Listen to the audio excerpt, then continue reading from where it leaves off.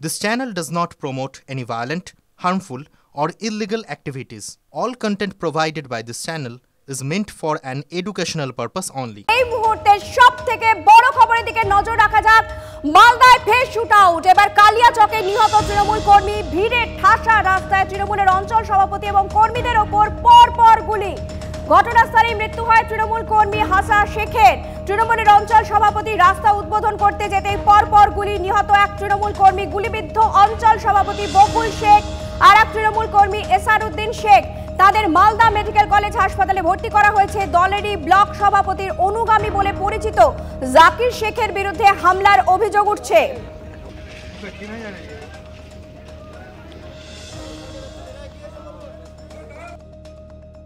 UEM Jaipur is a perfect target for prospective students aspiring for good jobs, good education with future-ready skills.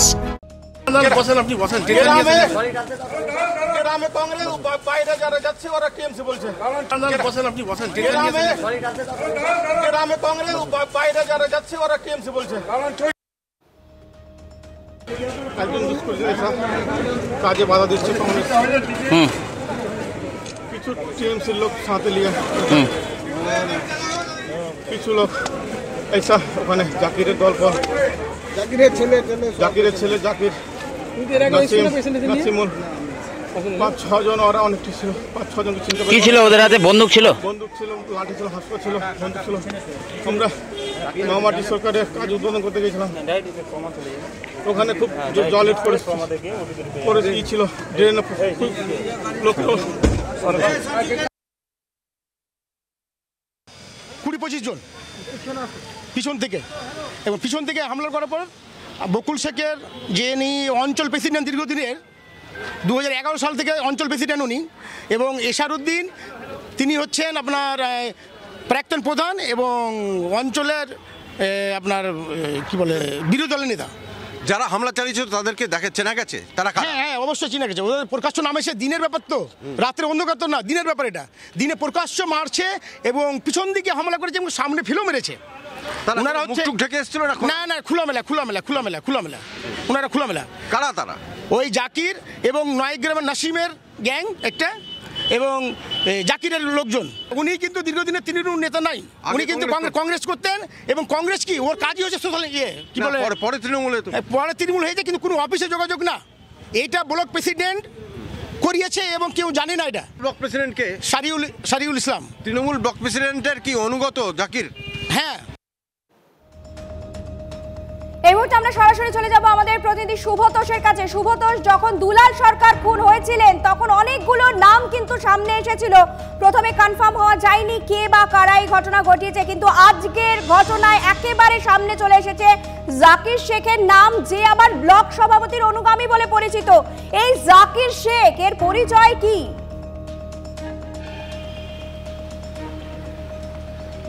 দেখো, জাকির শেখ মূলত হচ্ছে সেখানকার মানে কংগ্রেস নেতা হিসেবে পরিচিত ছিলেন তিনি, কংগ্রেসেরই, কিন্তু পরে তিনি তৃণমূলে যোগদান করেন এবং সেই ব্লক সভাপতি সেখানকার সারিউল শেখ, তিনি ব্লক সভাপতি তার ঘনিষ্ঠ এবং তার অনুগামী বলেই তিনি পরিচিত। শুধু তাই নয়, গত 6 জানুয়ারি সেখানে বোমাবাজি হয় প্রবল, যার জন্য 2 জন শিশু গুরুতরভাবে আহত হয়, এবং সেই খবরও আমরা করি। সেটাও কিন্তু এই সারিউল শেখ এবং জাকির শেখের বিরুদ্ধে অভিযোগটা ওঠে, এবং এই এলাকায় তোলাবাজি থেকে শুরু করে খুন, অপহরণ, বিভিন্ন ধরনের অভিযোগ রয়েছে। এই মুহূর্তে তৃণমূলের নেতা, সংখ্যালঘু সেলের সহসভাপতি আজমল রয়েছেন। আপনি কি অভিযোগ করছেন? ব্লক সভাপতির বিরুদ্ধে কি অভিযোগ? ব্লক সভাপতি আমি বলবো যে আমরা যখন টিএমসি করি, তো টিএমসি আমরা এক হয়ে চলবো, কেন আমরা গোষ্ঠীদ্বন্দ্ব করতে যাব? কারণটা কি? কারণ যেটা বুঝতে পারলাম বা শুনতে পেলাম, একটা জিনিস শুনতে পেলাম যে ওরা কিছু তোলা আদায় করার জন্য পিছনে পড়ে আছে, কিছু লোককে উস্কাচ্ছে, নতুন লোককে নিয়ে আসবে দলে, এই 2 লাখ দে, এই 4 লাখ দে, এটার ব্যাপারে ওনারা করেছে। এটা কে করেছে? এই তো সারিউল করছে, আর ওনার সাথে ওই কিছু দুষ্কৃতির হাতে এনেছে। ওই জাকির, আমিনুল মাস্টার বলে একটা ছেলে আছে, নাসিম বলে একটা ছেলে আছে, ওর ছেলে, বিভিন্ন মতন আরও বেশ কিছু লোক দাঁড়িয়ে আছে। মানে ব্লক সভাপতি স্বয়ং সেই? হ্যাঁ, এটা করাচ্ছে। কারণ যে ব্লক সভাপতির জন্য বলতে যাচ্ছি, ওরা দিনে টিএমসি করে, রাত্রে আবার কংগ্রেসের টেবিলে গিয়ে বসে উঠাবসা করছে। কেন? হ্যাঁ, তো ওরা সেই অনুযায়ী ওরাই কি হামলা চালাচ্ছে? হ্যাঁ, অবশ্যই অবশ্যই। এই যে হামলাটা চালিয়েছে তার পেছনে ব্লক সভাপতি রয়েছে। হ্যাঁ, আমি 100 বার বলবো, ওনাকে বারবার বলেছি যে এরা দুষ্কৃতী, এদেরকে নিয়ে নামনি, কেন জায়গা দিবে, ওদেরকে আশ্রয় দিবে? মানে তৃণমূলের ব্লক সভাপতি তার মানে পরিকল্পিত ভাবে এই হামলাটা চালিয়েছে? না, এটা বলবো না, কিন্তু ওই লোকগুলোকে তৃণমূল হয়ে কংগ্রেসে কেন লোককে নিবে? ও মানে কংগ্রেস থেকে তৃণমূলে কেন এনেছে? কেন নিবে? ও একটা খোঁজখবর নিল না পার্টিকে, দেখলো না যে ছেলেটা ভালো মন্দ আর কিছু দেখবে না? আমরা অরিজিনালি টিএমসি করি এবং আমরা সৈনিক মমতা ব্যানার্জি, অভিষেক ব্যানার্জি, তো আমরা তো ভাবনা চিন্তা করে নিব যে ছেলেটা খারাপ না ভালো, আমি কেন বাজে ছেলেকে নিতে যাবো? যারা সমাজকে যারা বিভ্রান্ত করছে। জাকির কার লোক? জাকির হচ্ছে এর আগে ছিল ঈশা খান বাবুর লোক, হ্যাঁ, তারপরে এসছে কার লোক বলতে পারবো, এখন বর্তমানের ওই সাজিবুলের সাথে উঠাবাস করে। হ্যাঁ, ওই নাসিম আছে ওনার সঙ্গে, এবং আমিনুল মাস্টার একটা বলে নাম আছে। যারা হামলা চালিয়েছে তারা সকলেই তার মানে ব্লক সভাপতির লোক? হ্যাঁ, না সকলেই না, আমি সকল কেন, হ্যাঁ বেশ কিছুজন বলবো, সকলে কেন হবে? মূল এই 3-4 জনই এরা রেখে দিয়ে ওই কিছু অভিযোগ উনি করছেন, সেটা হচ্ছে কাউকে 2 লাখ দিয়ে, কাউকে 5 লাখ দিয়ে দলে নিয়ে আসা হচ্ছে। তার মানে দল করতে আসছে না, মানে শুধুমাত্র ক্ষমতার অপব্যবহার করার জন্য কিছু মানুষের এই দলে অনুপ্রবেশ করছে, কথা তো অস্বীকার করা যায় না। আমাকে ঠিক বলেছে, এবং আমরা আজকে মানে যে কথাটা উঠছে যে আপনি বললেন মানে 2 লাখ টাকা 4 লাখ টাকা দিয়ে দলে নিয়ে চলে আসছে। হ্যাঁ, আমি শুনেছি এই কথাটা। কি হচ্ছে? এই তো আপনি টিএমসি কংগ্রেস করেন, তো আমি টিএমসিতে একটা ভালো জায়গা দিব, এই 2 লাখ টাকা দিন, আপনাকে জায়গা দিচ্ছি একটা। কেন করবে এরকম? মমতা ব্যানার্জি কোনোদিন কাউকে বলে না যে 2 টাকা দিয়ে আমাকে, বা 4 টাকা দিয়ে আমাকে, 2 লাখ দিয়ে আমাকে, এটা কোনোদিন বলে না। আমাদের দল কোনোদিন বলবে না এই কথাটা। মানে পদ বিক্রি করছেন উনি? হ্যাঁ, অবশ্যই বলবো। 2 লাখ, তার মানে যে ওর পায়ের তলে মাটি সরে গেছে, কদিনের মধ্যে চলে যাবে। প্রত্যেকটা অঞ্চলে প্রত্যেকটা জীবিত ঝামেলা লাগাচ্ছে। গভীর অভিযোগ যে 2 লাখ 5 লাখের বিনিময়ে পদ বিক্রি হচ্ছে এবং যে কেউ দলে চলে আসছে, এবং তারপরে যে এই ধরনের ঘটনা ঘটবে, গোষ্ঠীকন্দল চরমে পৌঁছবে, তা তো প্রত্যাশিত। আপনাদের নিশ্চয়ই মনে আছে যে কিছুদিন আগে দুলাল সরকার যখন খুন হয়েছিলেন, আজ থেকে ঠিক 12 দিন আগে রাজ্যের মুখ্যমন্ত্রী মমতা বন্দ্যোপাধ্যায় পুলিশ প্রশাসনকে কোট আনকোট অপদার্থ বলেছিলেন। তারপরেও তাদের ঘুম ভাঙেনি, হুঁশ ফেরেনি। কি বলেছিলেন সেদিন মমতা বন্দ্যোপাধ্যায়, আপনাদের একবার শোনাই। ডিএমরা শুনতে পাচ্ছেন? মালদার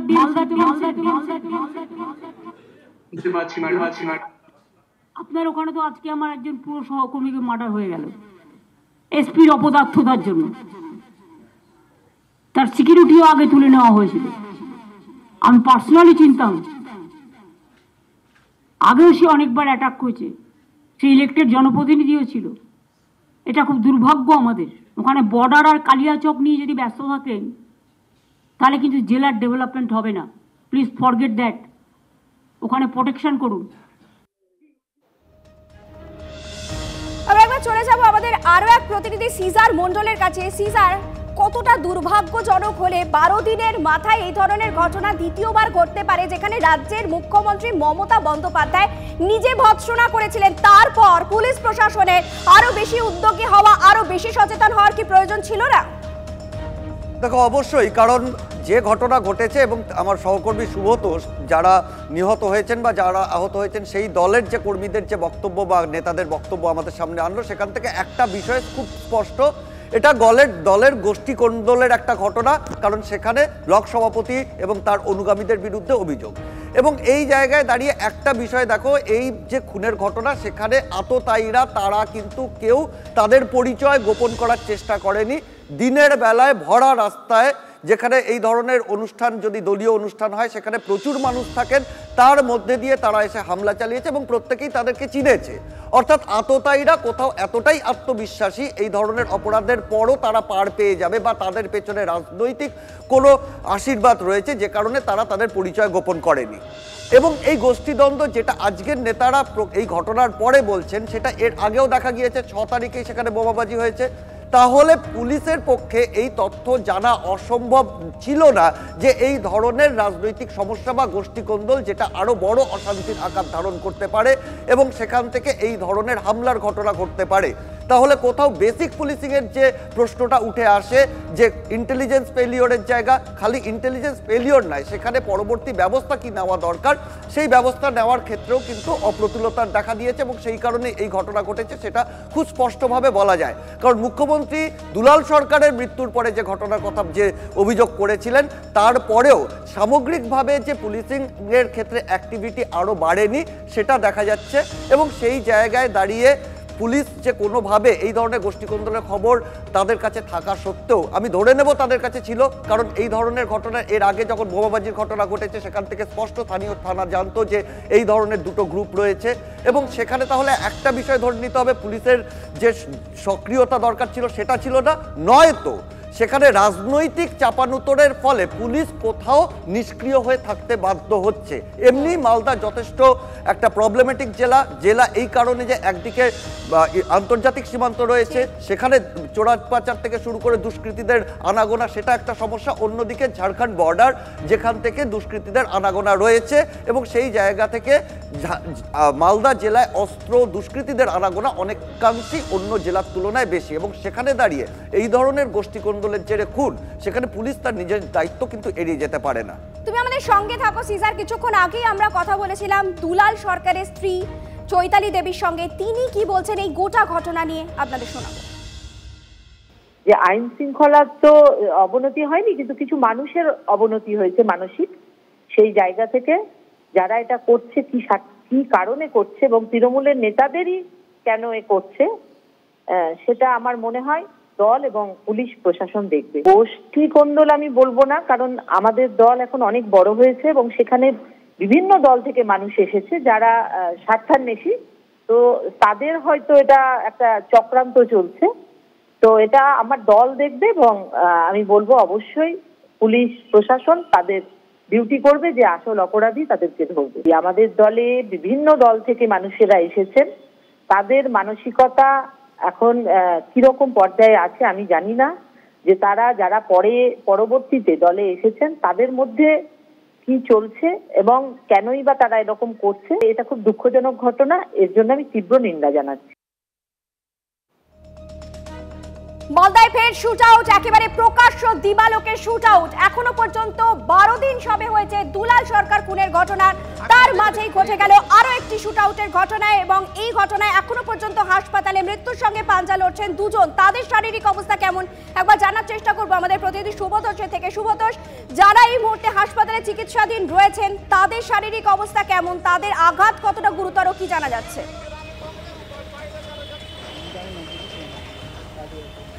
দেখো, যথেষ্টই গুরুতর দুজনেরই আঘাত, বিশেষ করে বকুল শেখের আঘাত যথেষ্টই গুরুতর এবং দুজনেরই অবস্থা কিন্তু বেশ আশঙ্কাজনক। বিশেষ করে বকুল শেখের কথা বলবো, কারণ দুজনেরই টার্গেট যেটা করা হয়েছিল সেটা হচ্ছে বকুল শেখকে লক্ষ্য করেই মূল টার্গেট ছিল হচ্ছে বকুল শেখ এবং তার ভাই এসারউদ্দিন। এর পাশাপাশি তারা হামলা চালায় সামনে এবং পেছন দিক থেকে এবং এখনও পর্যন্ত বকুল শেখ মালদা মেডিকেল কলেজ হাসপাতালে ভর্তি। কিছুক্ষণ আগে চিকিৎসকদের সঙ্গে কথা হয়েছে, তারা জানিয়েছেন দুজনেই বেশ গুরুতর অবস্থায় রয়েছে, তুলনামূলকভাবে বকুল শেখ বেশি আশঙ্কাজনক। তো এখনও পর্যন্ত সিদ্ধান্ত নেওয়া হয়নি, কিন্তু স্টেবল না হওয়া পর্যন্ত কলকাতায় রেফার করা যাচ্ছে না। তো ফলে যতক্ষণ পর্যন্ত না স্টেবল হচ্ছে ততক্ষণ পর্যন্ত চিকিৎসা এখানেই চিকিৎসা তাদের করা হবে। এর পাশাপাশি তোমাকে বলি পরিস্থিতি থেকে নজর রাখো, পরবর্তীতে তোমার কাছে আবারও ফিরবো। এদিকে উত্তর থেকে দক্ষিণ দিকে দিকে প্রকাশ্যে তৃণমূলের অন্তর্কলহ। লোকসভা ভোটের আগে এ নিয়ে ইঙ্গিতপূর্ণ মন্তব্য করেছিলেন তৃণমূল সাংসদ শতাব্দী রায়। ওটা নিয়ে ব্যস্ত হবে না, গোষ্ঠীদ্বন্দ্ব নিয়ে, ওটা একটা তৃণমূলের মানে সিলেবাসের মধ্যে পড়ে গেছে। মালদায় ফের প্রকাশ্যে শুট আউট। কালিয়াচকে তৃণমূলের অঞ্চল সভাপতি রাস্তা উদ্বোধন করতে যেতেই ভিড়ে ঠাসা রাস্তায় গুলি বৃষ্টি। নিহত তৃণমূল কর্মী হাসা শেখ, গুলিবিদ্ধ তৃণমূলের অঞ্চল সভাপতি আরও এক তৃণমূল কর্মী। অভিযোগ দলেরই ব্লক সভাপতির অনুগামী জাকির শেখ দলবল নিয়ে হামলা চালায়। ফের প্রকাশ্যে চলে এসেছে মালদায় তৃণমূলের গোষ্ঠী কোন্দল। বিরোধীদের অভিযোগ ভাগ বাটোয়ারা নিয়ে বিবাদের জেরে খুন হয়েছে তৃণমূল কর্মী। সেখানকার পুলিশ আছে, দেখবে তারা। আমরা তো কাউকে কোনো অপরাধীকে বাঁচানোর কথা বলিনি কোনোদিন। আজকে ওখানকার বাবলা সরকার খুনের জন্য অপরাধীদেরকে বাঁচানোর চেষ্টা করেছে তৃণমূল। তাদের মধ্যে লুটপাটের ভাগাভাগির কারণে তারা একে অপরের উপরে গুলি চালাচ্ছে। সব থেকে জ্বলন্ত প্রমাণ দেখলেন দুলাল সরকার। এখনো তার আসামিদেরকে পুলিশ খুঁজে বার করতে পারলো না, কারণ সেখানে সরকারের ইচ্ছা নাই। পশ্চিমবঙ্গের সবকিছুই ঠিক হয়, সবকিছু নির্ধারিত হয় দিদির ইচ্ছায়। তাই অনেক ছোট ছাতা আছে, মাঝারি ছাতা আছে, বড় ছাতা আছে, বড় মাথা আছে, কিন্তু সব মাথায় যিনি আছেন তিনি সব থেকে বড় ছাতা, তিনি হচ্ছেন মমতা ব্যানার্জি। দেখবেন কথা ওরা বলে বড় মাথা আছে, ছোট মাথা আছে, কিন্তু আমি বলি সব মাথার সেরা মাথা একটাই ছাতা, বাংলার মুখ্যমন্ত্রী মমতা ব্যানার্জি। ঠিক আছে, তৃণমূলের মুঠল পর্ব এবং হিন্দু বাঙালি বুঝতে পারছে যে 2026-এ বিজেপি ভবিষ্যৎ। তৃণমূলের পুরো লড়াইটা পিঠভাগের লড়াই, এই বাঁদরের পিঠভাগ নয়, তৃণমূলের কাটমানি খোর সিন্ডিকেট বাসের পিঠভাগের লড়াই। এই পৌষ পার্বণের দিনে ওই পিঠভাগের লড়াই, তার বকরাবাজি নিয়েই হয়তো দেখুন এই খুন। দীর্ঘদিনের একটা আক্রোশ ছিল, যে আক্রোশবশত তাকে খুন করতে, তাকে আক্রমণ করতে পারে। দ্বন্দ্ব দীর্ঘদিনের দ্বন্দ্ব, জাকির আমাদের ওই তৃণমূলের প্রতি দীর্ঘদিনের, সেটা আগে থেকেও জানা ছিল আর কি। এবং তার জন্য অনেক মামলা মোকদ্দমা হয়েছে, পুলিশ তদন্ত করবে এবং সঠিক তথ্যটা আরো বেরিয়ে আসবে। জাকির কংগ্রেসে আছে, এখনো কংগ্রেসে রানিং আছে, ও আমাদের দলে যোগদান করেই। আমার বিশ্বাস যারা এই ঘটনা ঘটিয়েছে তারা শীঘ্রই অ্যারেস্ট হবে। তার জন্য যা যা করার তা করা হচ্ছে। বাইরে থেকে শুটাররা আসছে, বিহার থেকে শুটার চলে আসছে, বাংলাদেশ থেকে শুটার চলে আসছে। নিশ্চয়ের পিছনে কিছু আছে, পুলিশ দেখছে। সিপিএম বা বিজেপির লিডার না যে অন্য স্টেটে ওদের বাঁচিয়ে দিবে, রেপ করবে, আদার্স করবে, বাঁচিয়ে দিবে, এটা নয়। সিপিএম এর আমলে কি হয়েছিল বলুন না? পুলিশ দেখছে, পুলিশই ব্যবস্থা নিবে। আসলে গোটা তৃণমূল তো একটা দুর্নীতিতন্ত্রের উপর দাঁড়িয়ে রয়েছে। মালদায় যিনি খুন হলেন, কি কালিয়াচকে যে ঘটনা ঘটলো, কি কলকাতায় যে ঘটনা ঘটলো, আমাদের মনে হয় যে এইটা আসলে ওই দুর্নীতিতন্ত্রের মধ্যে কোথাও একটা শতাংশের গণ্ডগোল, ভাগের গণ্ডগোল ইত্যাদি হচ্ছে। সেই জন্য যদি সেটা না হয়, অন্য কিছু হয়, তাহলে কি কারণে হচ্ছে, প্রতিটা ঘটনাই আসলে পুলিশের যে দপ্তর, পুলিশ মন্ত্রীর ব্যর্থতার দিকে আঙুল তুলছে।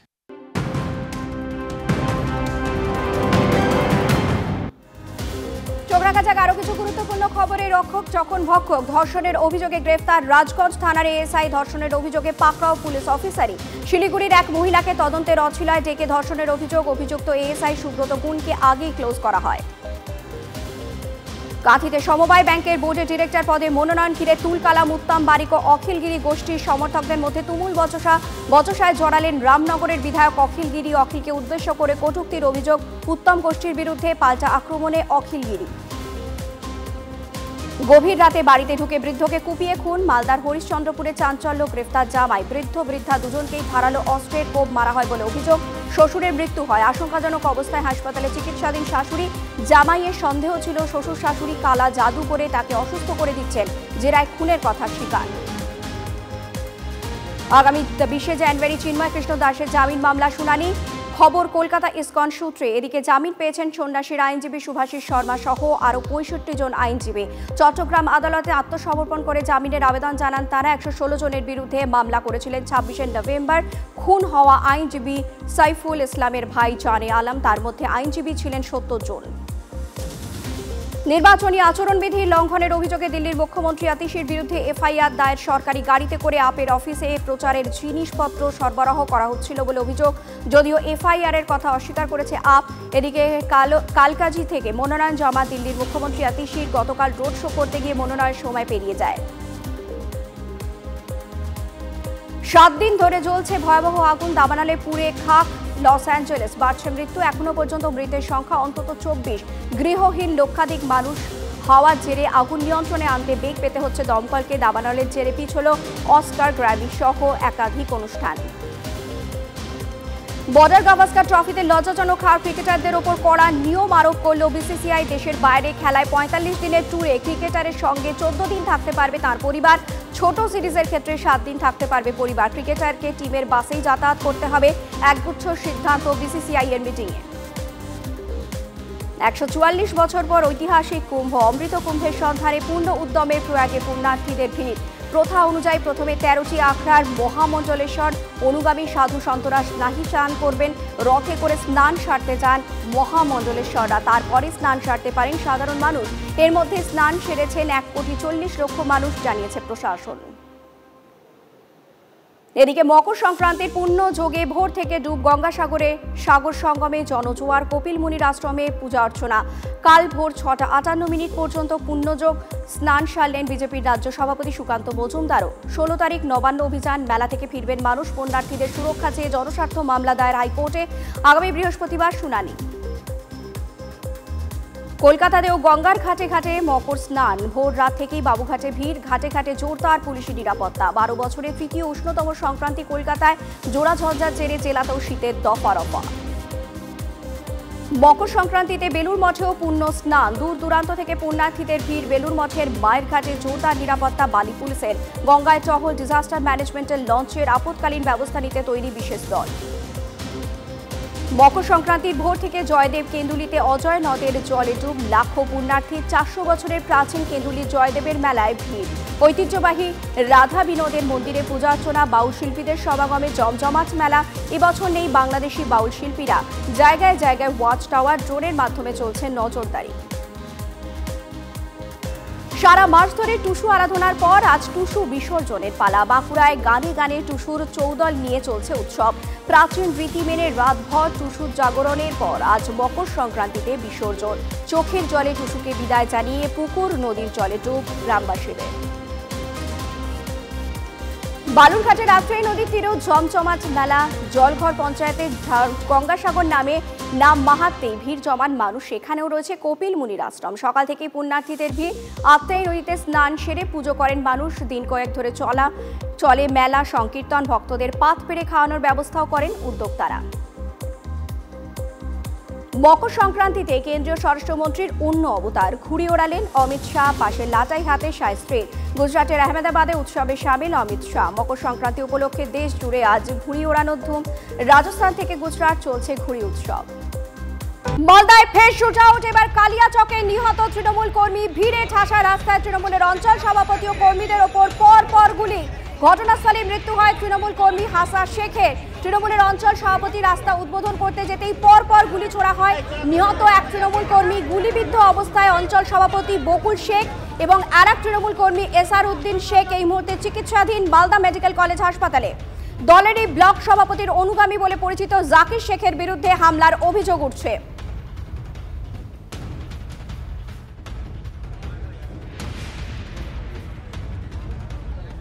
আপনি বসেন। গ্রামে কংগ্রেস বাইরে যারা যাচ্ছে ওরা টিএমসি বলছে। বসেন, আপনি বসেন। গ্রামে কংগ্রেস বাইরে যারা যাচ্ছে ওরা টিএমসি বলছে। 20-25 জন পিছন থেকে, এবং পিছন থেকে হামলা করার পর বকুল শেখের যিনি অঞ্চল প্রেসিডেন্ট দীর্ঘদিনের, 2011 সাল থেকে অঞ্চল প্রেসিডেন্ট উনি, এবং এসার উদ্দিন তিনি হচ্ছেন আপনার প্রাক্তন প্রধান এবং অঞ্চলের আপনার কি বলে বিরোধী দলের নেতা। যারা হামলা চালিয়েছিল তাদেরকে চেনা গেছে? তারা হ্যাঁ অবশ্যই চেনা গেছে। ওদের প্রকাশ্য নাম এসে দিনের ব্যাপার, তো রাত্রে অন্ধকার তো না, দিনের ব্যাপার এটা। দিনে প্রকাশ্য মারছে এবং পিছন দিকে হামলা করেছে এবং সামনে ফিলও মেরেছে। ওনারা হচ্ছে না খোলামেলা ওনারা খোলামেলা। কারা তারা? ওই জাকির এবং নয়গ্রামের নাসিমের গ্যাং একটা, এবং জাকিরের লোকজন। উনি কিন্তু দীর্ঘদিনের তৃণমূল নেতা নাই, উনি কিন্তু কংগ্রেস করতেন।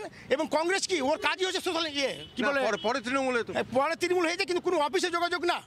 এইটা ব্লক প্রেসিডেন্ট করিয়েছে এবং কেউ জানে না। এটা ব্লক প্রেসিডেন্টকে সারিউল ইসলাম। তৃণমূল ব্লক প্রেসিডেন্টের কি অনুগত জাকির?